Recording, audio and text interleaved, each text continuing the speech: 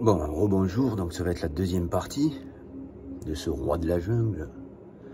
Alors, le roi de la jungle, l'homme, il a une compréhension, quand il voit quelque chose, son cerveau va automatiquement faire la liaison de ce qu'il voit, c'est-à-dire ce qu'il va recevoir. L'homme, il ne comprend pas une chose, c'est qu'il y a une force motrice cérébrale qui va être dépendante du fonctionnement que l'esprit va user de ce corps. L'esprit de l'homme utilise le corps d'une certaine manière. Et de la manière qu'il l'utilise, il va mémoriser un fonctionnement classique, si vous voulez. On appelle la force motrice de l'esprit de l'homme. La force motrice de l'esprit de l'homme qui va enclencher un raisonnement dépendant de ses connaissances.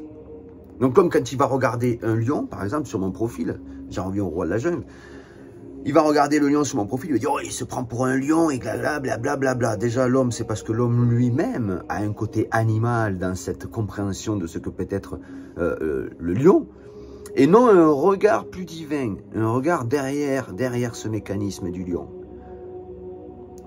Le lion, à la base, c'est la force du lion, si on s'en sert bien, elle nous donne la maîtrise. Comme j'ai dit sur la fin de ma première vidéo, la maîtrise sur le corps viscéral, sur la jungle viscérale, en dessous, là, ce monde qui est sous le menton. Tout ce monde en dessous, c'est ce monde viscéral, à l'intérieur du corps, je parle, à l'intérieur du corps, parce qu'on passe derrière le décor, d'accord? Décor, corps, c'est bizarre, ça va très bien ensemble.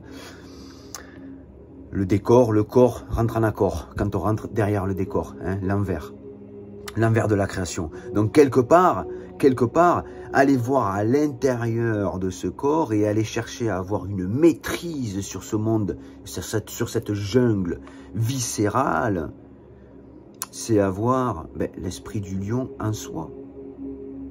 Vous savez, Dieu vous donne ce dont vous avez besoin sur votre chemin spirituel.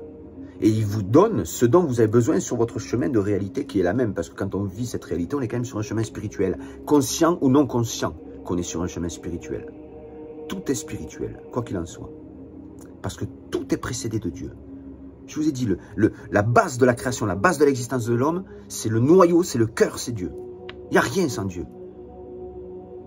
Donc quelque part, tout ce que vous vivez, c'est spirituel. C'est spirituel. Vous êtes né de Dieu, vous retournez à Dieu. C'est pas plus compliqué que ça. Vous n'êtes pas né de vous pour retourner à vous. Hein. Ce serait vous prendre pour supérieur à la normale. Je vais vous dire quelque chose qui me passe par la tête, là, justement, pour que vous compreniez un petit peu certaines choses.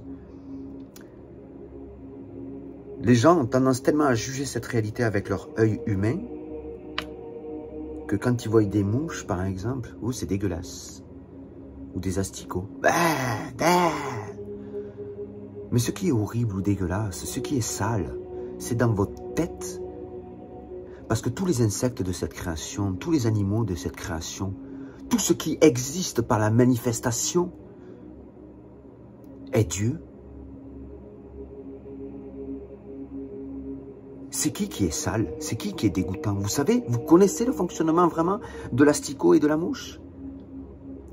Vous avez peut-être omis de voir ce qui était beau dans ce que fait la mouche parce que vous ne voyez pas la beauté dans la mouche comme vous la voyez dans le papillon. Pourtant, il y a un développement qui est semblable à celui du papillon dans la mouche. Et la mouche est vue comme le diable. Oh, parce que la mouche, c'est l'asticot qui va dévorer un corps, le corps d'une personne qui est en pleine décomposition, ou le corps d'un animal, ou quelque chose en pleine décomposition. La décomposition organique fait qu'il y a l'asticot qui va arriver et qui va se nourrir de ça et qui va se transformer en mouche. Mais si je vous dis que c'est pour libérer l'âme qui s'est emprisonnée de la matière, pour qu'elle donne des ailes. La mouche donne des ailes à l'âme qui s'est emprisonnée dans la matière. Une fois qu'elle est morte, la personne, c'est ce que vient faire la mouche. L'asticot. Il vient libérer l'âme emprise dans les mailles de la matière.